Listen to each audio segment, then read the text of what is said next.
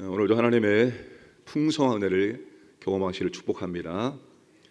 12절이 후반부가 어떻게 나옵니까? 그 후에 하나님이 하나님의 영을 부으셔서 이와 같은 은혜를 베풀어 주실 것이다. 누구든지 여호와의 이름을 부르는 자는 하나님께서 보호하시고 은혜를 베풀어 주실 것이다. 3장은 2장 마지막 부분과 연결되어집니다. 3장 1절의 단어가 키로 시작합니다. 왜냐하면 이라는 단어로 시작이 되어집니다. 자, 여러분, 3장은 이스라엘을 괴롭히고 학대한 열배에 대한 하나님의 심판의 선포입니다. 여호와의 날이 하나님께 돌아와서 하나님을 의지하는 백성들에게는 최종적인 승리를 경험하는 날이 되겠지만, 하나님을 대적하고 하나님 백성들을 괴롭혔던 민족들에게는 심판받는 재난의 날이 될 것이라는 것입니다. 자, 하나님은 이스라엘에게 한 악한 열방을 심판하십니다. 1절과 7절 보시면 힘내, 보라라는 단어로 시작되어집니다. 그날과 그때, 하나님의 때, 하나님의 시간에 하나님이 행하시는 일에 집중해서 보라는 것입니다. 두로, 시돈, 블레셋 열방을 대표하는 나라들이 이스라엘에 대해서, 하나님의 백성에 대해서 어떤 악한 일을 행하였습니까? 2절에 보시면 그들이 이스라엘을 흩어버리고 나의 땅을 나누었다라고 말합니다. 3절에 제비 뽑아 내 백성을 끌어가서 소년을 기생과 바꾸며 소녀를 술과 바꾸었다라고 말합니다. 5절에 너희가 내 은과 금을 빼앗고 하나님의 성전에 있는 모든 기물들을 자기들의 신전에 가져가고, 6절에 너희가 유다 자손과 예루살렘 자손들을 헬라 족속에게 팔아서, 아마 이스라엘이 남유다가 멸망당할 때 옆에 있었던 이 나라들이 이스라엘에 대해서 어떻게 악한 일을 행한지를 쭉 기록을 하고 있습니다. 열방이 이스라엘을 괴롭혔으나 이제 하나님께서 열방과 싸우셔서 이스라엘을 완전히 회복시켜 주신다는 말씀입니다. 단지 바벨론 포로로부터의 회복만이 아니라 그들이 지금 당하고 있는 처참한 모든 상황 속에서 하나님께서 온전하게 회복시켜 주겠다라고 말씀을 하고 계십니다. 여러분, 요엘서에서 강조하는 것이 있습니다. 하나님 백성은 열방과 싸우는 존재가 아닙니다. 하나님 백성은 싸워서 얻는 사람들이 절대로 아닙니다. 여러분들이 무엇을 얻기 위해서 싸운다면 싸워서 얻는 게 아닙니다. 신구약 성경은 하나님 백성들은 무엇인가를 다투고 싸워서 얻는 존재가 아님을 강조하고 있습니다. 하나님 백성 열방과 싸워 이길 수 없습니다. 열방이 훨씬 더 우리보다 더 강력한 것들을 가지고 있기 때문입니다. 그런데 하나님 백성이 열방과 싸워서 이길 수 있는 유일한 방법이 있습니다. 뭘까요? 우리가 싸워서는 절대로 열방을 이길 수 없지만 하나님이 싸워서 열방을 이길 수 있습니다. 하나님이 싸워주심으로 열방을 우리는 이길 수 있다. 이게 요엘서에서 강조하는 것입니다.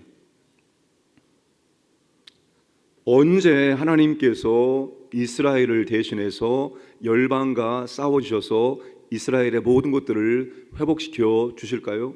그들이 여호와께 돌아오면입니다. 삶의 방향을 하나님의 뜻에 맞게 바꾸는 것입니다. 그리고 하나님이 원하시는 삶을 살아가는 것입니다. 하나님 백성은 하나님이 원하시는 삶을 살아가면 되는 것입니다. 하나님이 원하시는 삶을 살아가면 하나님이 싸워주시고 하나님이 이기게 하시고 하나님이 얻을 수 있도록 역사해 주신다는 겁니다. 이게 요엘서에서 우리에게 강조하는 것입니다. 하나님께 돌아와서 하나님의 뜻에 맞게 하나님이 원하시는 삶을 살아갈 때 하나님이 대신 싸워주심으로 하나님이 이기게 하시고 하나님께서 얻게 하시고 하나님께서 회복시켜 주신다는 것입니다. 여러분, 성도는 하나님이 원하시는 곳에서 하나님이 원하시는 일을 하면 되는 거예요. 우리가 반대로 살아가면 하나님이 우리와 함께 하시고 우리를 위해서 싸워줄 수가 없습니다. 여러분, 이삭이 블레셋 지역에 들어갔을 때 블레셋 사람들이 다투죠. 자꾸 시비를 거죠. 자꾸 싸우게끔 막 합니다. 이삭은 싸우지 않습니다. 그래 니네 다 가져라 포기하고 옮깁니다. 결국 이삭이 이깁니다.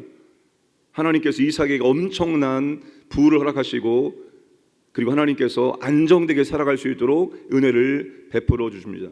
시편 124편에 다윗이 그의 왕국이 안정되었을 때 자신의 인생을 돌아보면서 하나님께 고백하는 시입니다.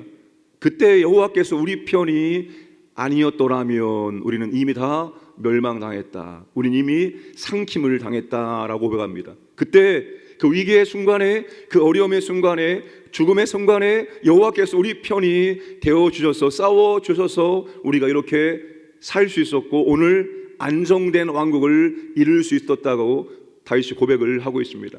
여러분, 우리는 절대로 우리가 싸워서 얻는 사람이 아닙니다. 하나님이 싸워주심으로 승리하고 하나님이 싸워주심으로 회복되어지고 하나님이 싸워주심으로 얻는 존재가 오늘 저와 여러분인 줄로 믿으시기를 바랍니다. 세상에 열심히 안 사는 사람이 없습니다. 세상의 목회를 열심히 안 하는 목사님이 없어요. 다 크든 작든 다 저마다 목회를 굉장히 열심히 하려고 했습니다. 근데 사람이 열심히 한다고 열심히 한 대로 다 될까요? 그렇지 않아요. 절대로 그렇지 않습니다. 하나님이 싸워주시고 하나님이 주셔야지만 얻을 수 있고 승리할 수 있지, 사람이 발버둥 친다고 해서, 사람이 악을 쓴다고 해서 되지 않습니다. 사랑하는 여러분, 하나님께서 우리를 위해서 대신 싸워주시기를 주님의 이름으로 축복합니다. 하나님이 싸워주시면 되는 겁니다. 하나님이 싸워주시면 얼마든지 승리할 수 있습니다. 반전의 역사를, 이스라엘이 상상할 수 없는 반전의 역사를 하나님께서 이루어 가십니다. 그게 바로 7절과 8절이죠. 이제 완전히 역전입니다. 역전. 열방이 이스라엘을 괴롭히고 그들을 포로로 끌어가서 노예로 팔아버렸는데 이제 이스라엘이 열방을 위해서 그와 같은 일들을 할 수 있게 된다는 겁니다. 하나님이 이스라엘을 위해서 싸워주시고 이스라엘을 회복시켜 주심으로입니다. 사랑하는 여러분, 하나님이 싸워주심으로 승리하시는 저와 여러분 되기를 주님의 이름으로 축복합니다. 9절에서 13절까지 하나님께서 전쟁을 선포하십니다. 너희는 모든 민족에게 이렇게 널리 선포할지어다. 열방에게 전쟁을 선포하라고 명령을 하십니다. 열방이 무기로 무장하고 어디로 모입니까? 여호사밧 골짜기로 모입니다. 만국을 모으신 하나님께서 바로 그 여호사밧 골짜기에 좌정하셔서 그들을 심판하시고 재판을 하실 것입니다. 자, 열방의 군대와 하나님의 군대가 모이는 여호사밧 골짜기. 여호사밧 골짜기는 실제 장소를 의미하는 것이 아니라 상징적인 의미입니다. 여러분, 여호사밧 골짜기라는 말을 쓴 이유가 뭘까요? 여호사밧이라는 이름 자체가 하나님께서 재판하신다라는 뜻입니다. 여호사밧 골짜기라고 말하면 우리는 여호사밧의 승리를 연상할 수밖에 없습니다. 역대하 20장에서 모압과 암몬 연합군이 여호사밧을 치려고 몰려왔을 때 여호사밧이 힘으로 대항하지 않습니다. 어떻게 합니까? 하나님께 간구하죠. 유명한 말씀, 역대하 20장 12절 말씀. 우리 하나님이여, 그들을 징벌하지 아니하시나이까? 우리를 치러 오는 이 큰 무리를 우리가 대적할 능력이 없고 어떻게 할 줄도 알지 못하옵고 오직 주만 바라보나이다. 하나님께서 야하시엘 선지자를 통해서 말씀해 주십니다. 두려워하지 말라, 놀라지 말라. 이 전쟁은 너희의 전쟁이 아니다, 나의 전쟁이다. 내가 싸울 것이다 라고 말씀해 주십니다. 그러자 여호사밧이 어떻게 합니까? 노래하는 자들을 택하여 거룩한 예복을 입히고 군대 앞에서 행전하며 여호와를 찬송했습니다. 그러자 하나님께서 복병으로 암몬과 모압 군대를 다 물리쳐 주셨습니다. 자, 여호사밧 골짜기는 하나님께서 열방을 재판하시고 하나님께서 심판하신다는 그런 의미입니다. 하나님을 대적하는 세상, 하나님 없는 세상은 온 힘을 모아 전쟁에 집중하고 전쟁에서 이기기를 원하지만 하나님의 판결, 하나님의 재판, 하나님의 심판으로 끝나게 되어진다는 것입니다. 12절과 13절 말씀 보시면 하나님의 군대는 열방을 익은 포도를 수확하듯 낫으로 잘라내고 포도주를 만들기 위해 포도주 틀에서 포도를 으깨듯이 짓밟아 버린다는 것입니다. 여러분, 하나님의 심판의 때가 있습니다. 여러분, 하나님의 심판이 없다면 우리는 삶을 대충 살아도 됩니다. 악을 짓고 온갖 죄를 다 행해도 괜찮습니다. 하나님의 심판이 없다면 말입니다. 그러나 여러분, 하나님의 심판은 있습니다. 아담이 죄를 범한 이후에 인류의 역사는 하나님의 심판의 연속이었습니다. 끊임없이 크고 작은 하나님의 심판이 이 세상 가운데, 인류 역사 가운데 계속 진행되어 왔습니다. 그리고 하나님의 심판의 역사는 최종적인 심판이 오게 된다는 것입니다. 누구도 하나님께 피하지 않으면 하나님의 심판을 피해낼 수 있는 사람이 아무도 없다는 것입니다. 열방이 온갖 무기를 가지고 여호사밧 골짜기에 모여서 하나님을 대적한다 할지라도 절대로 그들 하나님을 이겨낼 수가 없습니다. 이길 수가 없습니다. 어찌 그들이 전능자를, 창조자를, 주권자를 이길 수 있단 말입니까? 아무도, 어떤 존재도, 어떤 열방도, 어떤 나라도 하나님의 심판을 이길 수 없습니다. 여러분, 하나님의 심판은 계속 진행되고 있습니다. 여호와의 날이라는 것은 희망과 소망과 승리와 더불어서 재앙과 그리고 심판이 함께 있는 것입니다.